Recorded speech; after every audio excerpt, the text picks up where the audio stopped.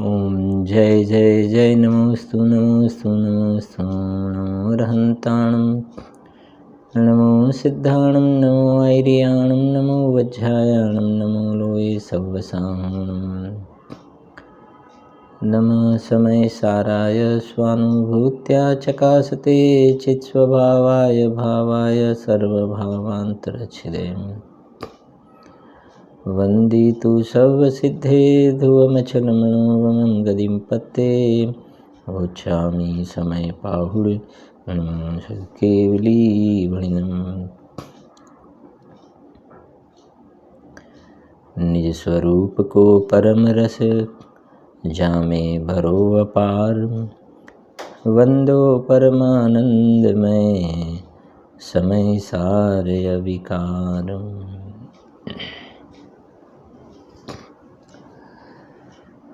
अध्यात्म रसिक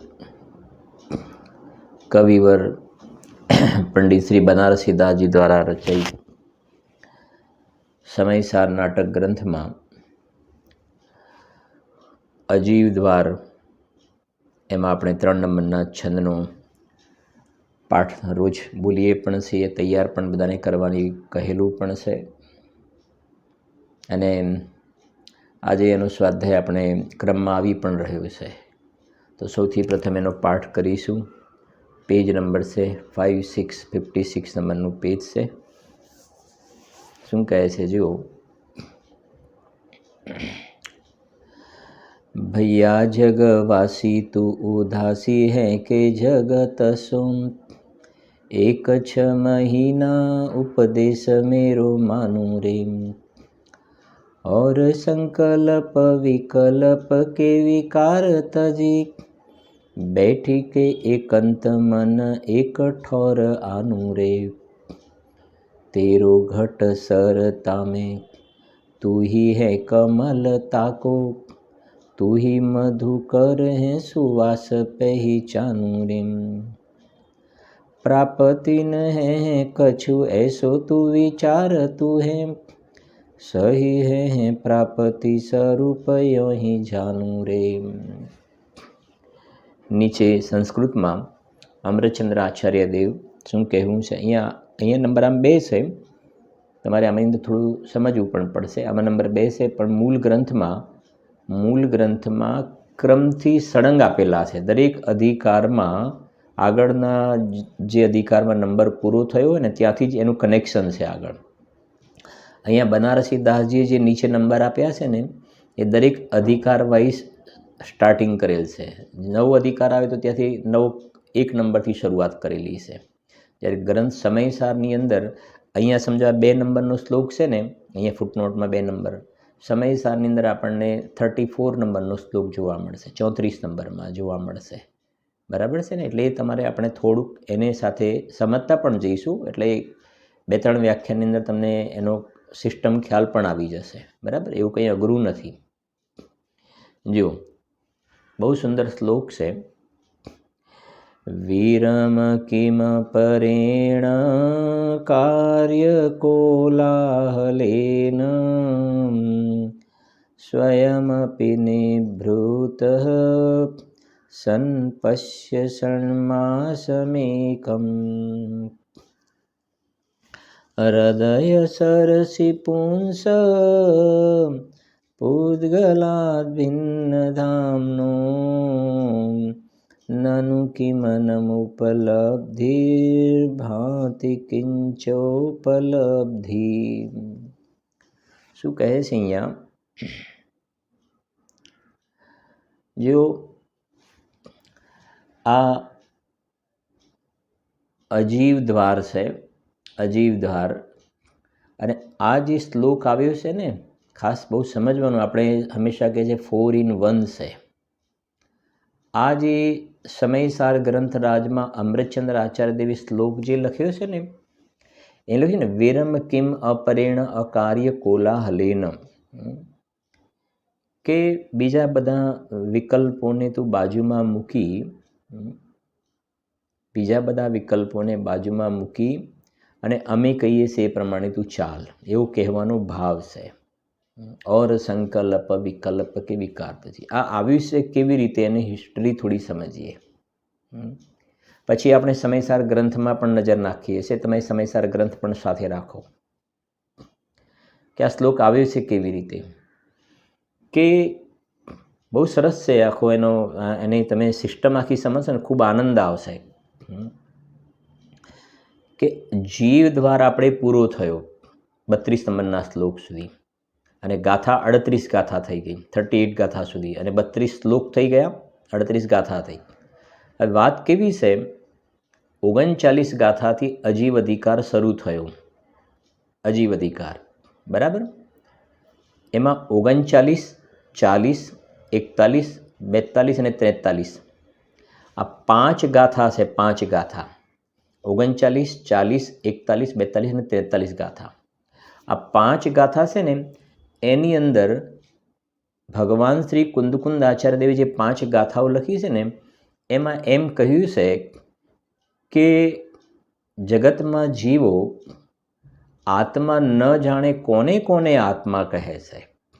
જે રિયલમાં જે શુદ્ધ આત્મા છે નહીં, જે સમ્યક દર્શનનો વિષય શુદ્ધ આત્મા જ્ઞાયક ભાવ કેવો છે, જગતના જીવોને ખબર જ નથી. બહુ સરસ સમજો શાંતિથી એક એક વાત. પરમાર્થ જીવ જે છે, સાચો જીવ, જ્ઞાયક ભાવ, એ શુદ્ધ આત્મા એ જગતના જીવોને ખબર નથી ને, એટલે આત્મા ન જાણે કોને કોને આત્મા માને છે, કોને કોને આત્મા માને છે. તો ત્યાં શબ્દ લખ્યો દુર્બુદ્ધિઓ, જેમની મિથ્યા બુદ્ધિ છે, અજ્ઞાની જીવો આત્મા ન જાણે કોઈ કર્મને આત્મા માને છે, કોઈ નો કર્મને આત્મા માને છે, કોઈ રાગ દ્વેષ આદિ વિકારી ભાવોને આત્મા માને છે, કોઈ શરીરને આત્મા માને છે. એ અલગ અલગ રીતે જગતમાં જીવો આત્માના સ્વરૂપને માને છે, સમજે છે. ત્યારે કુંદકુંદ આચાર્ય દેવે કહ્યું છે કે ભાઈ, તમે જેને આ આત્મા કહો છો ને, શરીરને આત્મા કહો છો, કર્મને આત્મા કહો છો, રાગ દ્વેષ આદિ અધ્યવસાયને આત્મા કહો છો, તો એ કહે છે કે આ બધા જે ભાવ છે ને, એ ખરેખર આત્મા નથી. આત્મા નથી. એટલે અહીં ઘડી કહે છે કે તમે એ બધા કોલાહલથી બંધ થાઓ, એ બધા સંકલ્પ વિકલ્પને છોડી દો. અહીં એ કહેવાનું આ કલશ એટલે આવ્યો છે. આ તમારી બધી મિથ્યા માન્યતાઓને બાજુમાં મૂકી દો. और संकल्प विकल्प के विकार तजी बैठी के एकंत मन एक ठोर आनु रे भैया जग कह્યું ને, भैया जगवासी तू उदासी है के जगत सो एक 6 महीना उपदेश मेरो मानु रे. અહીંયા એ કહી રહ્યા છે એક 6 મહિના માટે તું અમારી વાત સમજ. અને 6 મહિના પછી જોઈએ છે તો 6 મહિના એ તો સામાન્ય એક ઉપદેશની શૈલી છે, બાકી તો અંતર્મૂળમાં ફટાક દઈને કામ થઈ જાય. તો પ્રેરણા આપવા માટે કહ્યું છે, તારી બધી જે અંદરમાં ખોટી બધી માન્યતાઓનો કચરો તું બાજુમાં મૂકી દે, કેમ કે તું આત્માનું સ્વરૂપ જેવું કહે છે ને એવું આત્માનું સ્વરૂપ નથી. એટલે કે છે વિરમ કિમ અપરેણ અકાર્ય કોલાહલેના. એટલે આપ બધાની પાસે સમયસાર હશે ને, હવે જરા સમયસાર જરાક આવો, ખોલો, બહુ ખૂબ આનંદ આવશે તમને. જુઓ,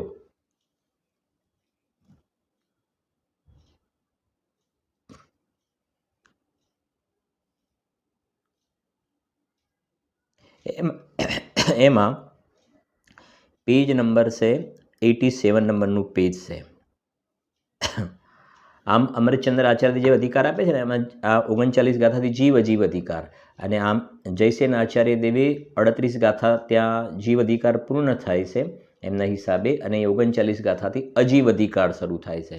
તો આપણે સમયસાર નાટક કલશ ટીકા એમાં અજીવ અધિકાર એવું હેડિંગ જોવા મળશે. એ બધી વિવક્ષાનો ભેદ છે, બાકી કંઈ ભેદ નથી એની અંદર. બરાબર. એટલે આપણે અજીવ અધિકાર અહીંયા સમજીને ચાલીએ છીએ આપણે સમયસાર નાટકના પ્રમાણે. બરાબર. તો હવે અજીવ અધિકાર શરૂ થયો એટલે તમને ખૂબ ઘણા શું કહેવાય ને, ઘણી તમને ક્લેરિટી થઈ જશે આ વિષયની.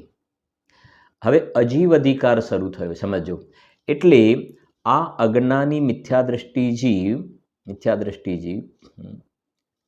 આ અજીવને જીવ માની રહ્યો છે, અજીવને જીવ માની રહ્યો છે. પછી પરમાર્થ જીવ બતાવશે. પરમાર્થ જીવ એટલે નિશ્ચય જીવ, સાચો જીવ. કારણ શુદ્ધ જીવ એ બતાવશે પછી. હવે ગાથા વાંચીએ છીએ, સાંભળજો. 39 થી 5 ગાથાઓ છે એટલે આ બધું તમને અંદરમાં બધા ખ્યાલ આવી જાય. તમારી નોટની અંદર આ બધું લખી દેવાનું, થોડું થોડું થોડું થોડું ટપકાવતા જવાનું, એટલે તમને આઈડિયા આવતો જશે. કો મૂઢ આત્મતણા અજાણ પરાત્મવાદી જીવ જે, એટલે ને કો મૂઢ આત્મતણા અજાણ પરમાત્મવાદી જીવ જે છે કર્મ અધ્યવસાન તે જીવ એમ એ નિરૂપણ કરે. કોઈ કર્મને જીવ કહે છે, કોઈ અધ્યવસાન રાગ દ્વેષાદી ભાવને જીવ કહે છે. વળી કોઈ અધ્યવસાનમાં અનુભાગ તીક્ષણ મંદ જે એને જ માને આત્મા વળી અન્ય કોનો કર્મ ને. આ શરીરનો કર્મમાં જાય, કોઈ આને આત્મા માને છે. શ્રીમદજીમાં કહ્યું ને આત્મસિદ્ધિમાં, અથવા દેહ જ આત્મા અથવા ઇન્દ્રિય પ્રાણ મિથ્યા જુદો માનવો નહીં જુદો એ ધાણ. નથી દ્રષ્ટિમાં આવતો નથી જણાતું રૂપ બીજો પણ અનુભવ નહીં તેથી ન જીવ સ્વરૂપ. વળી જો આત્મા હોય તો જણાય તે નહીં કેમ જણાય જો તે હોય તો ઘટપટ આદિ જેમ. જેમાં ઘટ છે, પટ છે, આ મોબાઈલ છે, ઘડિયાળ છે, આ બધું જેમ જણાય છે એમ આત્મા હોય તો પણ જણાવવું જોઈએ ને. એવો આત્મા અમને દેખાતો તો નથી. આમાં આમ જો કે આત્મા દેખાયો નહીં, આ બધું દેખાય છે પણ આત્મા નથી દેખાતો. બહુ સરસ છે, 4 છંદ છે ને ત્યાં આગળ જો દોહામાં. એટલે એમાં આગળ પાછળના છંદમાં આ વાત કહીએ ને એટલે શું કહે છે? અથવા દેહ જ આત્મા, આ દેહ છે તે આત્મા છે. અથવા ઇન્દ્રિય પ્રાણ, આ 10 પ્રાણ છે. મિથ્યા જુદો માનવો નહીં જુદો એ ધાણ, એ માનતો નથી આત્માને અંદરમાં જાણનાર દેખનાર ચેતન તત્વ છે. પછી ત્યાં જવાબ પણ આપે છે, શંકાનું સમાધાન પણ કર્યું છે શ્રીમદજીએ. જોઈએ છે પછી આપણે જોવું હોય તો નજર નાખીએ છીએ. પહેલાં આટલી વસ્તુ સમજી લઈએ, જરાક બેઝિક સમજો શું કહે છે. વળી અન્ય કોઈ નો કર્મને આત્મા કહે છે, શરીરને આત્મા કહે છે. પછી શું કહેજો?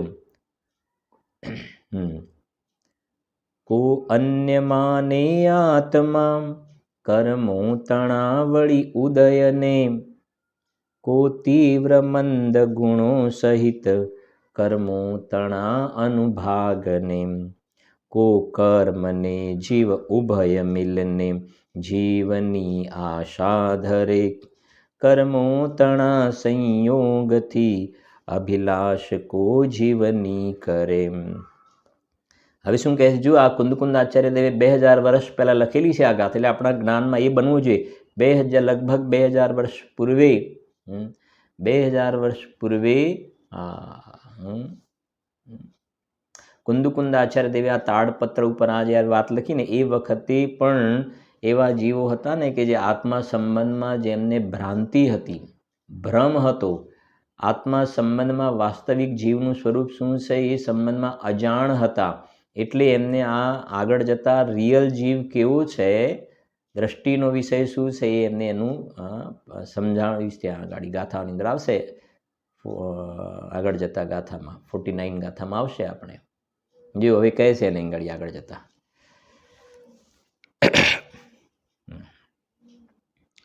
દુર્બુદ્ધિઓ બહુવિધ આવામ છે ને. જો દુર્બુદ્ધિઓ બહુવિધ આવામ આત્મા પરને કહે તે સર્વને પરમાર્થવાદી કહ્યાન નિશ્ચયવાદીએ. દુર્બુદ્ધિઓ બહુવિધ આવા આત્મા પરને કહે. પરને આત્મા કહે છે. આત્મા માને તો છે પણ પરને આત્મા માને છે. તે સર્વને સાંભળજો, તે સર્વને પરમાર્થવાદી કહ્યા ન નિશ્ચયવાદીએ. તે કહ્યા ન તે સર્વને પરમાર્થવાદી એટલે આ બધા પરમાર્થવાદી એટલે આ બધા જે અન્યને આત્મા માને છે ને એ સાચા નથી. આવું કોણ કહે છે? નિશ્ચયવાદી, જે સત્યાર્થ આત્માના સ્વરૂપને, શુદ્ધાત્માના સ્વરૂપને સમજે છે, જાણે છે, જેમને પંચમ ભાવ જોયો છે, લાભ પાંચમ, આ પંચમ ભાવનો જેમને લાભ લીધો છે, લાભ પાંચમ સાચી તો એ છે, પંચમ ભાવનો જેને લાભ લીધો એને લાભ સવાયા. બાકી બહારમાં ધંધા વ્યાપારમાં ગુરુદેવ તો ખૂબ કહે છે ને, લખે લાભ સવાયા. હવે ત્યાં શેનો લાભ? લાભ સવાયા એટલે સમજાય છે ને, ગયા વર્ષે જે પાપનો લાભ થયો, આ ગુરુદેવ વ્યાખ્યાઓ કરી છે બધી. ગયા વર્ષે જેટલો પાપનો લાભ થયો એના કરતાં આ વખતે સવાયો પાપનો લાભ થાય. એટલે ધંધા વ્યાપારમાં હું વધારે ડૂબેલો રહું, સ્વાધ્યાય છૂટી જાય, સત્સંગ છૂટી જાય, આત્માનું ચિંતન મનન છૂટી જાય. વાત એ થઈ ને ત્યાં આગળ લાભ સવાયા. શેનો લાભ? પાપનો લાભ. જગતના જીવો પાસે સાચી વિઝન નથી, દ્રષ્ટિકોણ નથી. લોકો તો પૈસા, ગુરુદેવના શબ્દમાં ધૂળ જ કહ્યું ગુરુદેવે. હવે આ જેને ધૂળમાં જેને પરમેશ્વર દેખાય છે, વધારે શું કહીએ? પૈસો મારો પરમેશ્વર. હવે ધૂળમાં જેને પરમેશ્વર દેખાય એને આ અંદરના પરમેશ્વર બતાવવા ત્યાંથી પાછું વળીને અહીંયા સુધી આવવું ને કેટલું અઘરું છે. એને કેટલું અઘરું છે. કેટલા અંદરમાં ગ્રદ્ધતા, કેટલી શલ્ય પડેલી છે, કેટલા શલ્ય પડ્યા છે. પછી કહ્યું હતું ને, ચક્રવર્તી જે છે એ 6 ખંડને નહીં આત્માને સાધે છે. 6 ખંડ નહીં આત્માને સાધે છે. અને તું મિથ્યા દ્રષ્ટિ એવું છે કે 6ઠી પેઢી સુધીનું બરાબર ઠેકાણું પડ્યું કે ના પડ્યું, તને એની ચિંતા છે. બોલ હવે શું કરવું? પેલા અમને પુણ્યના ઉદયમાં 6 ખંડ મળ્યું છે, પણ એ કહે છે કે આ તો વિષ્ટાનો ઢગલો છે. અને તને આગળની પેઢીઓની ચિંતા પડેલી છે. જુઓ, સમજીએ ત્યારે ખ્યાલ આવે. જીવનમાં ત્યારે સાચા અર્થમાં આ બધા લૌકિકમાં જે બધા પર્વના દિવસો કહેવાય ને, દિવાળી મને અનાદિકાળથી આ પરની બાજુ વળ્યો હતો ને, પરની ને પર્યાયની બાજુ વળ્યો તો અંદરની બાજુ વળ્યો ત્યારે સાચી દિવાળી કરી કહેવાય. નહીં તો એને હૈયા હોળી ચાલે છે કસાયોની. દી વળ્યો, એનો દી વળ્યો કે જે અંદરમાં ગયો ને, અંદરમાં પોતાના જ્ઞાનાનંદ સ્વરૂપ ભગવાન આત્મા ભાવક ભાવને ગેય ભાવથી ભિન્ન અંદર જ્ઞાયક ભાવને જોયો ને, એનો દી વળ્યો, એની દિવાળી થઈ. અને બેસતું વરસ કોને કહેવાય? કે પર્યાયનું દ્રવ્યમાં બેસવું. બેસતું વરસ, પર્યાયનું દ્રવ્યમાં બેસવું, એનું નામ બેસતું વરસ. અનાદિકાલથી પર્યાય દ્રવ્યમાં બેઠી જ નથી, બહારમાં. પરઘર ફિરત બહોત દિન બીતે, નામ અનેક ધરાય. છે કે નહીં? પરઘર ફિરત બહોત દિન બીતે, નામ અનેક ધરાય. હમ તો કબ હું નિજ ઘર આય. ક્યારે પોતાના નિજ ઘરમાં આવ્યો નથી. એટલે સાચા અર્થમાં એ કહેવાય બેસતું વરસ એટલે પર્યાય દ્રવ્યમાં બેસે, એનું નામ બેસતું વરસ કહેવાય. બસ સોગાની સાહેબનો બોલ છે એને પાછું, દ્રવ્યમાં બેસીને દ્રવ્યને જોવું, એમ પર્યાયમાં બેસીને દ્રવ્યને નહીં, દ્રવ્યમાં બેસીને દ્રવ્યને જોવું, ત્યારે બેસતું વરસ કહેવાય. એવી રીતે છે વ્યાખ્યાઓ બધી. અને ત્યારે સાચા અર્થમાં નૂતન વર્ષાભિનંદન થઈ ગયા. નૂતન વર્ષાભિનંદન, સંવરધિકાર, અભિનંદન સમારોહ, આ પર્યાયમાં ભગવાન આત્માનું અભિનંદન થયું. બસ એ મારા માટે નૂતન વર્ષ થઈ ગયું. નૂતન વર્ષ એ સાચા અર્થમાં અનૂતન એવા ભગવાન આત્માને મેં જ્યારે જોયો ને, ત્યારે નૂતન વર્ષાભિનંદન. આગળ એક કલશ ચાલી ગયો આપણે, જો તમને ખ્યાલ હોય તો. આઈ થિંક 22 નંબરનો શ્લોક છે. અનૂતન મને નવીન નથી, અનાદિનો છે. અનૂતન એવા ભગવાન આત્માના પર્યાયમાં દર્શન થયા ને, બસ એ નૂતન વર્ષાભિનંદન થઈ ગયું. આવી છે વ્યાખ્યાઓ અહીંયા તો આપણે બધી. અને આ પંચમ ભાવ પારિણામિક ભાવ, એનો જ્યારે પર્યાયમાં લાભ થયો ત્યારે લાભ પાચમ થઈ ગઈ. અને બસ સમ્યક દર્શન જ્ઞાન પ્રગટ્યા ને તો બીજ થઈ ગઈ એની, સમ્યક જ્ઞાનની બીજ પ્રગટી. ગુરુદેવ કહે છે ને, બીજ થઈ તો પૂનમ થઈ છૂટકો, એને બીજ થઈ સાચા અર્થમાં. બાકી બહારમાં તો બીજ થાય, પૂનમ થાય, અમાસ થઈ જાય એ જોવામાં આવે છે. હા, એમ બહારમાં પુણ્યનો ઉદય છે તો થઈ જશે, પાછો પાપનો ઉદય આવશે. હા, બહારમાં જેમ કહે ને પૂનમ થઈ અમાસ, પૂનમ અમાસ, એમ અજ્ઞાની જીવ દેવમાંથી પાછો પુણ્યના ઉદય, ઘડીકમાં પાપના, ઘડીકમાં પુણ્યના, ઘડીકમાં, એ તો ચાલે છે રફતાર. અહીંયા તો કહે છે સમ્યક જ્ઞાનની બીજ ઉગી ગયા, અને હવે કહે છે કે સાચા અર્થમાં કેવલ જ્ઞાનનો પૂનમ પૂર્ણિમા થઈ છૂટકો, એવી રીતે છે વાત.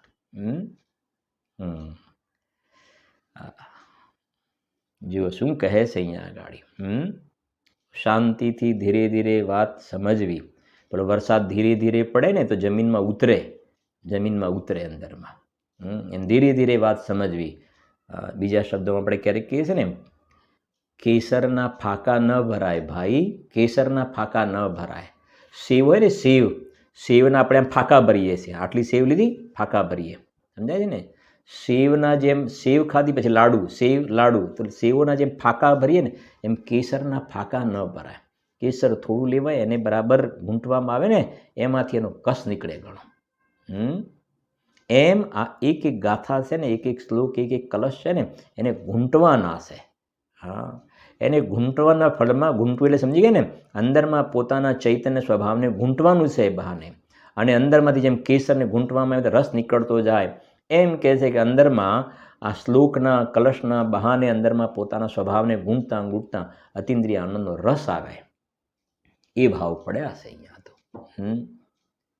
પૂજ્ય ગુરુદેવજીના વ્યાખ્યાનમાં એમ પણ આવે છે, જેમ આંબલીના કાતરા હોય, આંબલીના કાતરા, અને એને આમ જોઈએ ને, અને મોઢામાંથી પાણી છૂટે, જોયા ત્યાં મોઢામાંથી પાણી છૂટે.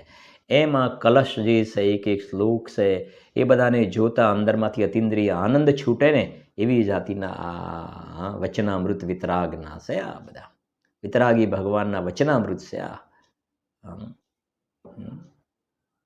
બરાબર છે કે નહીં? જુઓ, સમજો. આપણે એટલા માટે જોઈ રહ્યા છે કે જે 34 નંબરનો જે શ્લોક આવ્યો ને, એ કેમ આવ્યો? વિરમકીમ અપરિણ અકાર્ય કોલાહલેના. બીજા બધા કોલાહલથી શાંત થઈ જાઓ.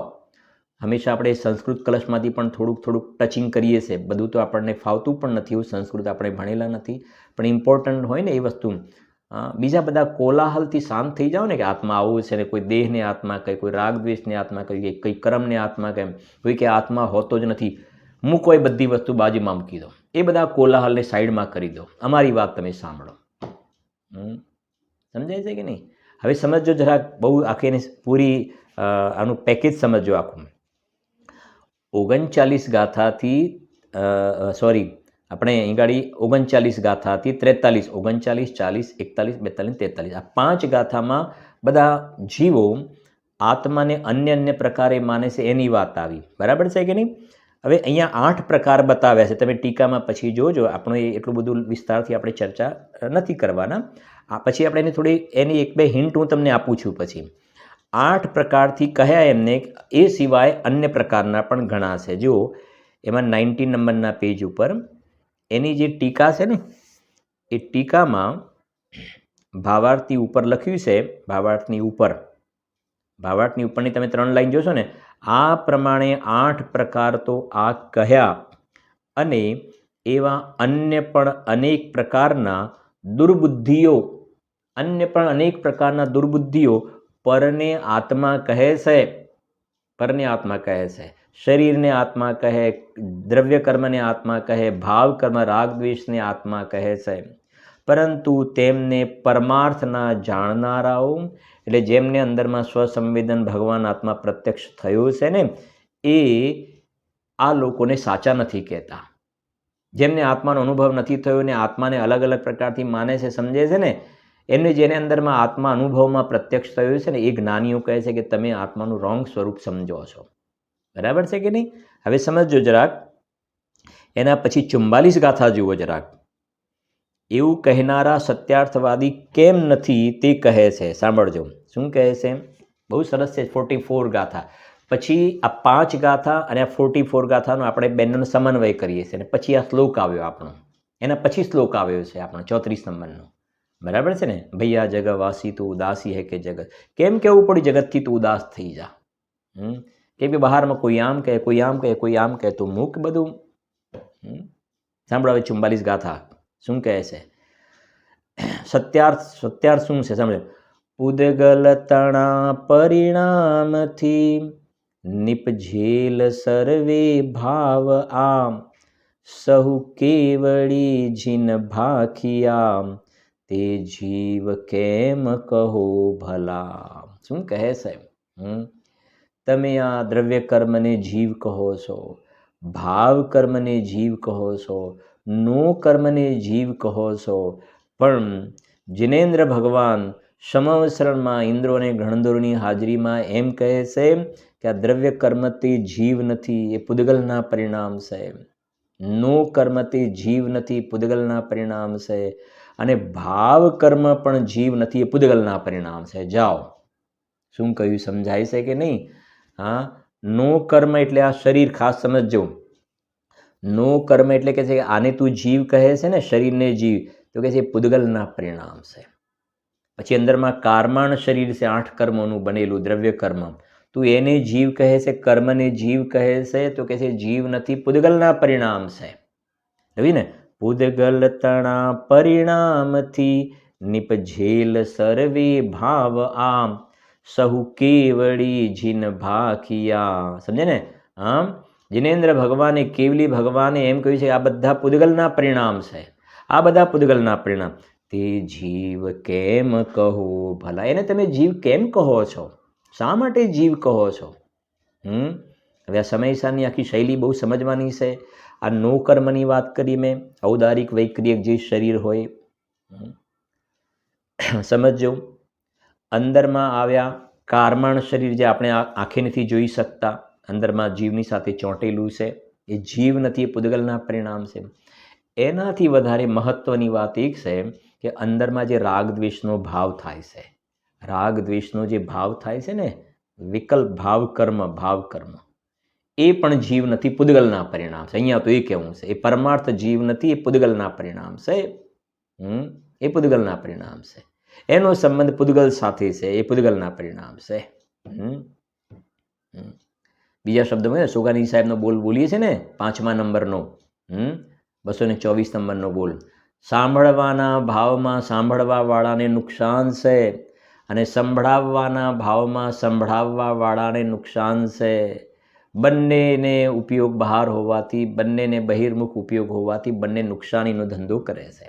આ સાંભળવાનો ભાવ એ પૂદગલના પરિણામ છે, જીવ નથી, રાગ છે ને. સંભળાવવાનો ભાવ, અજીનવાણી સાંભળવાનો ને સંભળાવવાનો ભાવ એ રાગ ભાવ છે, ભાવ કર્મ છે, એ પૂદગલના પરિણામ છે, જીવ નથી. અહીંયા એ કેવું છે. કે સૌ કેવલી જીન ભાખિયા તે જીવ કેમ કહો, તમે એને જીવ કેમ કહો છો? એ બધાથી તમે ઉદાસ થઈ જાઓ, એ બધાથી તમે પાછા વળી જાઓ. એ બધા કોલાહલથી શાંત થઈ જાઓ, તમે કોલાહલથી શાંત થઈ જાઓ. જેમ કહેવાય છે ને જગતની અંદર કે શાંત સરોવર હોય ને, શાંત સરોવર, એમાં આપણો આમ ફેસ દેખાય, શાંત સરોવરમાં આપણો ચહેરો દેખાય. પણ એમાં એક પથ્થર નાખ્યો હોય ને તો આમ બધું કેવું બધું વાઇબ્રેટ થઈ જાય ને, પાણીની અંદર આમ તરંગો ઉછળે તો નહીં દેખાય ને. એમ બધા દુનિયાદારીના બધા કોલાહલ લઈને બેઠેલા હોય ને, તો અંદરમાં તમારા આત્માનો ચહેરો નહીં દેખાય. અમે કહીએ છીએ એ પ્રમાણે તમે શાંત ચિત્તથી આ પોતાના સ્વરૂપનો વિચાર કરો, પરમાર્થ જીવ શું છે. બહુ સરસ છે વિષય, સમજો જરાક. જે 39થી કેટલી 43 ગાથા, 39, 40, 41, બરાબર છે ને, 42 અને 43, 5 ગાથા. એમાં અન્ય પ્રકારે આત્માને માને છે. તમને 1-2 અંદરથી વાત કરું છું જરાક, અને પછી એનું આ 44 ગાથાની ટીકા છે ને, એ જે કહ્યું ને 8 પ્રકારથી ત્યાં અલગ અલગ પ્રકાર બતાવે. કોઈ આને આત્મા માને, કોઈ આને આત્મા માને, કોઈ આને આત્મા માને. તો આ 44મી ગાથાની ટીકા પહેલાં જેટલી લાંબી ટીકા છે, આ ટીકા એટલી લાંબી કેમ છે? સમજો, પેલી ગાથાઓ 5 છે ને એની ટીકા લાંબી છે. ગાથા 5 છે અને એની ટીકા લાંબી છે. આ 44મી ગાથા એક જ છે, ગાથા એક, એની ટીકા લાંબી છે. વાય? કેમ ટીકા લાંબી? કેમ કે 39 થી 43 ગાથા, એ 5 ગાથામાં એ લાંબુ એનું 8 પ્રકારના અલગ પ્રકારની માન્યતાવાળા જીવ બતાવ્યા ને. કોઈ કોને જીવ માને છે, કોઈ કોને માને છે. તો 44 નંબરની ગાથામાં એ બધી પ્રકારની માન્યતાનું ખંડન કર્યું છે. થાય છે ને ક્લિયર? બધી પ્રકારની માન્યતાનું અહીંયા નિરાકરણ કર્યું. એ જે બધી માન્યતાઓ હતી, બધી માન્યતાઓ જે ખોટી બધી માન્યતાઓ હતી એની નિરાકરણ કરવામાં આવ્યું, ખંડન કરવા, અને સાચું સ્વરૂપ શું છે સમજાવવામાં આવ્યું. એટલે ગાથા એક છે પણ એની ટીકા બહુ લાંબી છે. વાય? સમજી ગયા ને કેમ ટીકા? કેમ કે પેલા 8 પોઈન્ટ છે, એ 8 પોઈન્ટનો ખુલાસો તો કરવો પડશે ને. કે તમારું માનવું ખોટું છે, આ સાચું છે, તમારું માનવું ખોટું છે, આ સાચું છે. સમજાવું જો તમને 1-2 વાતો, એટલે તમને બહુ આનંદ પણ આવશે.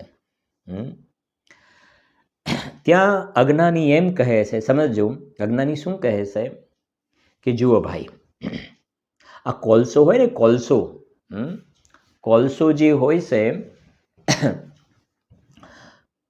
એ કોલસામાં જે છે ને એને કોલસો કાળો હોય, કાળો કોલસો. તો એ કોલસામાંથી તમે કાળાશને દૂર કરવા માગો, એની જે કાલીમાં છે ને, કાલીમાને કોલસાથી દૂર કરવા માગો તો થઈ શકે કોઈ દિવસે? આજે દુર્બુદ્ધિની વાત ચાલી રહી છે, સમજો, દુર્બુદ્ધિની. એ શું દ્રષ્ટાંતમાંથી શું પકડે છે, સિદ્ધાંતમાં ક્યાં ભૂલ કરે છે, સમજો. એ શું કહે છે? કોલસામાંથી ભલા માણસ કોઈ દિવસે કાલીમાં દૂર થાય? કાલીમાં દૂર ન થાય. એમ એ શું કહે છે? આત્મામાંથી વળી રાગ દ્વેષની કાલીમાં દૂર થતી હોય કોઈ દિવસે? એટલે રાગ દ્વેષ છે તે જ આત્મા છે, આ કાલીમાં છે તે જ કોલસો છે. કોલસામાંથી કાલીમાં દૂર ન થાય.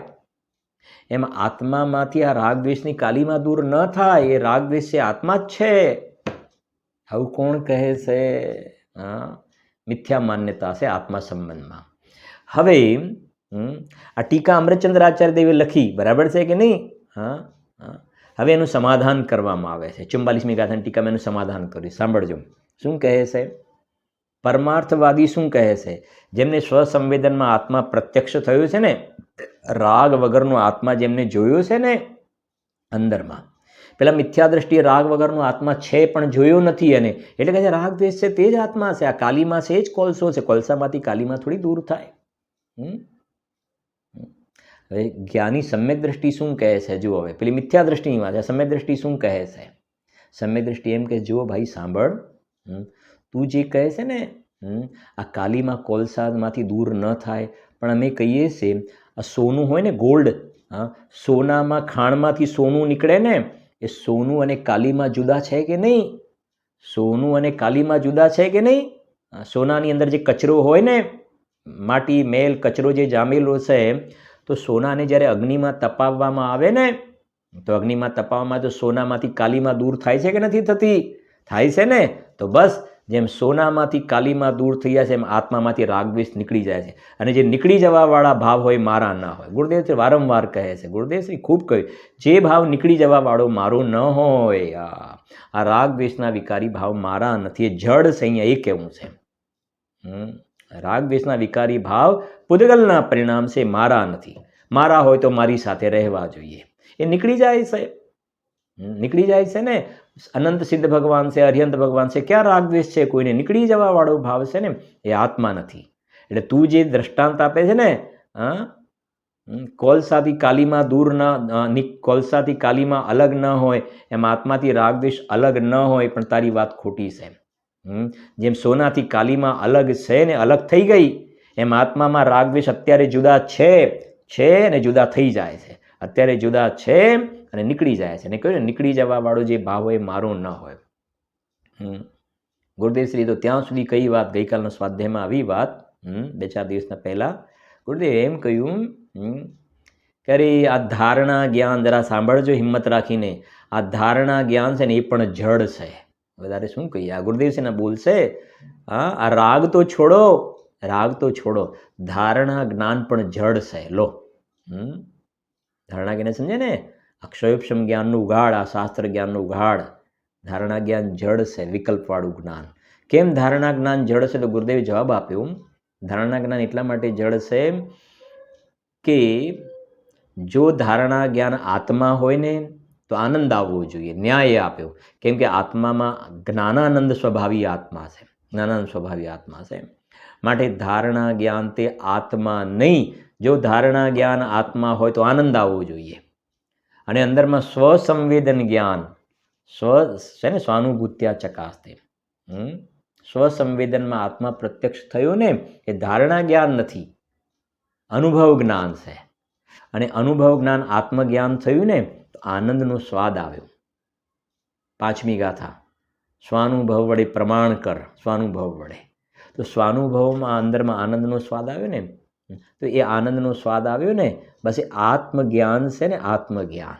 હા, ત્યારે એને સાચા અર્થમાં જીવના સ્વરૂપનો ખ્યાલ આવ્યો.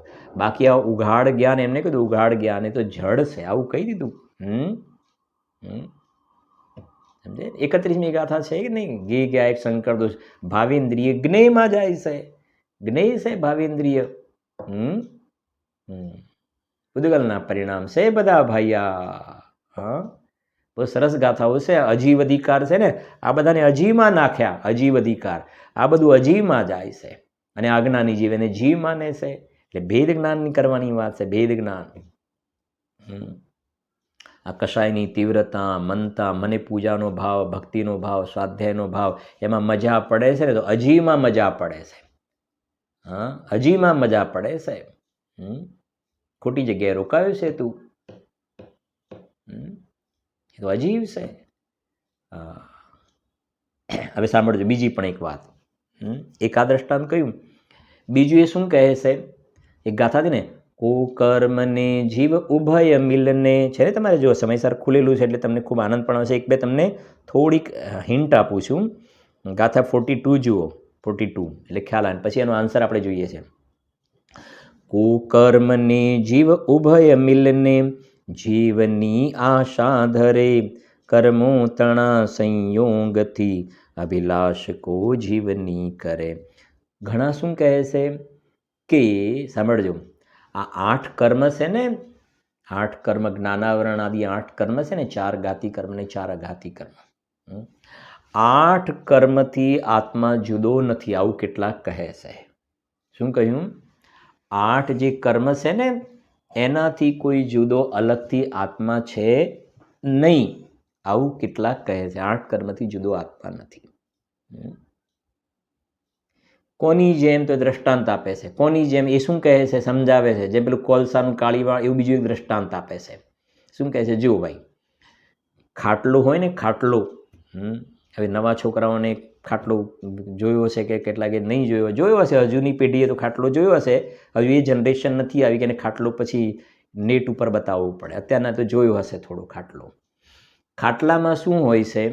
ખાટલાની અંદર 4 પેલા એના પાયા હોય છે. અને પેલા 4 બે મોટા આમ આડા લાકડાને ઈહા ને ઉહા ને એવું કંઈક કહે છે એને, બરાબર? ઉભા ને ઈહા ને એવું કંઈક નામ છે, નામ તો મને પણ બહુ ખબર નથી. એવું કંઈક કહેવાય છે એને. ગુરુદેવસિંહના પ્રવચનમાં તો નામ પણ આપ્યું છે, પણ હું ભૂલી ગયો. ગુરુદેવસિંહ નામ પણ બોલ્યા હશે. તો સમજજો કે 4 તો પેલા પાયા થઈ ગયા, અને 4 બીજા આમ 2 લાકડા અને બીજા આમ 2 લાકડા, બરાબર છે કે નહીં? અને ખાટલો તૈયાર થઈ જાય. તો એ શું કહે છે? સમજજો, 8 લાકડાથી ખાટલો કોઈ જુદો નથી હોતો. શું કહ્યું? ખાટલો હોય ને તો 8 લાકડા જોવામાં આવશે જ. ખાટલો હોય તો 8 લાકડા જોવામાં આવે જ. 8 લાકડાથી ખાટલો જુદો જોવામાં આવતો નથી. એમ શું કહે છે? 8 કર્મથી કોઈ જીવ જુદો જોવામાં આવતો નથી. જીવ હશે ને તો 8 કર્મ હશે ને હશે જ. ઉભય મિલન બેનું. 8 કર્મ વગર 8 લાકડા વગર ખાટલો ન હોય. ખાટલો હોય તો 8 લાકડા હોય. એમ 8 કર્મ વગર જીવ ના હોય, એટલે જીવ હોય તો 8 કર્મ હોય જ. આવું એને સમજાવ્યું. તો એના સમાધાનમાં 44મી ગાથામાં એનો જવાબ આપ્યો છે. બહુ સુંદર આન્સર છે. શું કહ્યું છે ત્યાં? આચાર્ય દેવ કહે છે, સમજો, કે જુઓ તમે જેમ કહો છો ને કે 8 કર્મથી એ 8 લાકડાથી જુદો ખાટલો ન હોય, 8 લાકડાથી જુદો ખાટલો ન હોય, એમ 8 કર્મથી જીવ જુદો ન હોય. પણ અમારી વાત સાંભળો હવે તમે કે શું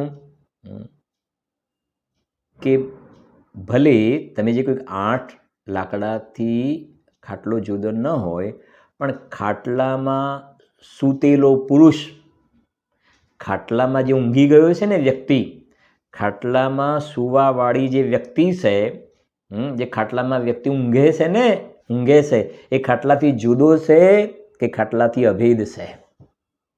અભેદ છે કે જુદો છે કે ભિન્ન છે? કે એ ખાટલામાં સૂતેલો વ્યક્તિ 8 લાકડાથી બનેલો જે ખાટલો છે ને, એનાથી ખાટલામાં સૂનાર વ્યક્તિ જુદો છે. એવી રીતે આ 8 કર્મથી બનેલું કારમાણ શરીર છે ને, એનાથી અંદરમાં જાણનાર દેખનાર જીવ જુદો છે, એનાથી જીવ જુદો છે. આનું નામ યુક્તિ કહેવાય. પ્રબળ યુક્તિ, નિર્બળ યુક્તિ. ટોડરમલજી સાહેબે સમ્યક સન્મુખ મિથ્યા દ્રષ્ટિના પ્રકરણમાં વાત લખી છે. આગમનું સેવન, યુક્તિનું અવલંબનની પણ વાત આવે છે ને. પ્રબલ યુક્તિ, નિર્બલ યુક્તિ વચ્ચે પોતે નિર્ણય કરે કે ના ભાઈ આ ખોટું છે, આ રાઈટ છે, આ રાઈટ છે, આ રોંગ છે.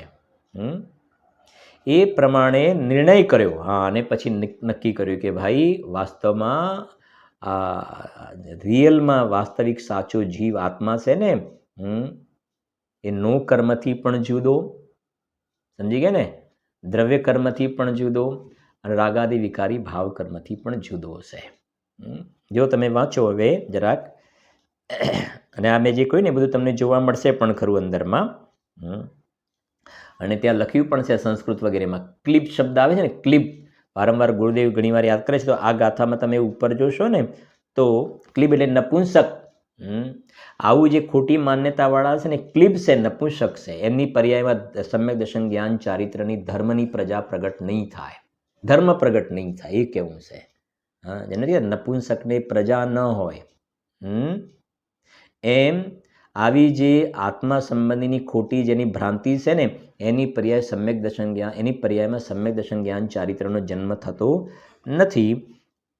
તો અહીંયા તમને એ વસ્તુ ક્યાં જોવા મળશે કહું, જે પેલી 5 ગાથા છે ને એની ટીકામાં, તમે મારામાં 89 પેજ છે, એમાં તમને બતાવું જરાક. જો ઇહ ખલુ છે ને, ઇહ ખલુ તત્ સાધારણ લક્ષણા કલા, પછી ક્લિપ શબ્દ પડ્યો છે ત્યાં. ક્લિપ, ક્લિપ, મારે તો ખાલી એટલું બતાવશે. ક્લિપ, ક્લિપ એટલે એનો અર્થ નીચે લખ્યો છે નપુંસક શબ્દ લખ્યો છે.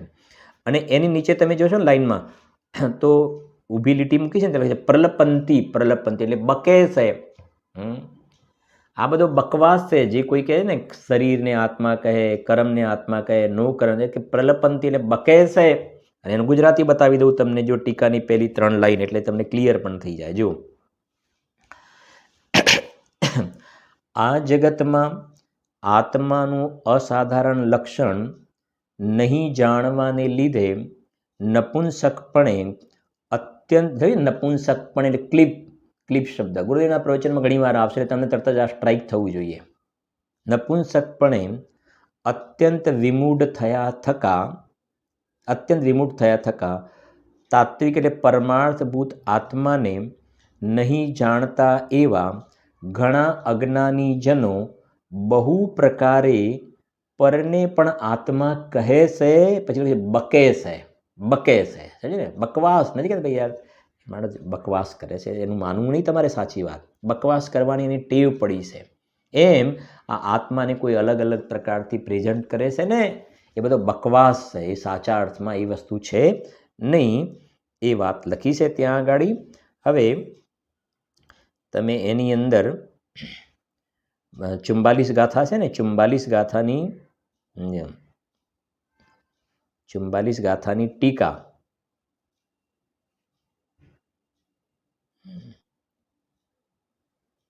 હા 44 ગાથાની ટીકા પૂરી થાય ને, જો એમાં ભાવાર્થમાં લખ્યું છે, ભાવાર્થમાં બ્રેકેટમાં છે, તમે જોશો, ચૈતન્ય સ્વભાવરૂપ જીવ સર્વ પરભાવોથી જુદો ભેદ જ્ઞાનીઓને અનુભવ ગોચર છે, તેથી જેમ અજ્ઞાની માને છે તેમ નથી.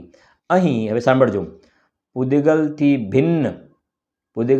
ભિન્ન આત્માની ઉપલબ્ધિ પ્રત્યે વિરોધ કરનાર, એટલે પૂદગલને જ આત્મા જાણનાર પુરુષને તેના હિતરૂપ આત્મપ્રાપ્તિની વાત કહી મીઠાશથી અને સમભાવથી જ આ પ્રમાણે ઉપદેશ કરવો એમ કાવ્યમાં કહે છે. એટલે હવે આપણો આ શ્લોક આવ્યો, વિરમ કિમ અપરિણ કાર્ય કોલાહલેન. હું વાંચી લઉં છું, પછી એને અર્થ કરીશું આપણે. જો, હે ભવ્ય, તને બીજો નકામો કોલાહલ કરવાથી શો લાભ છે? એ કોલાહલથી તું વિરક્ત થા અને એક ચૈતન્ય માત્ર વસ્તુને પોતે નિશ્ચળ લીન થઈ દેખ. એવો 6 મહિના અભ્યાસ કર, અને જો તપાસ કે એમ કરવાથી પોતાના હૃદય સરોવરમાં જેનું તેજ પ્રતાપ પ્રકાશ પૂદગલથી ભિન્ન છે એવા આત્માની પ્રાપ્તિ નથી થતી કે થાય છે. એનો મતલબ થશે જ એમ કહેવાનો ભાવ છે. એની વિશેષ ચર્ચા આપણે નેક્સ્ટ સ્વાધ્યાયમાં કરીશું. જીનવાણી સ્તુતિ. निज निधि निज में बताई, यह अनंत उपकार है, उसके लिए जिन वाणी माँ को वंदना शत बार है, वंदना शत बार है.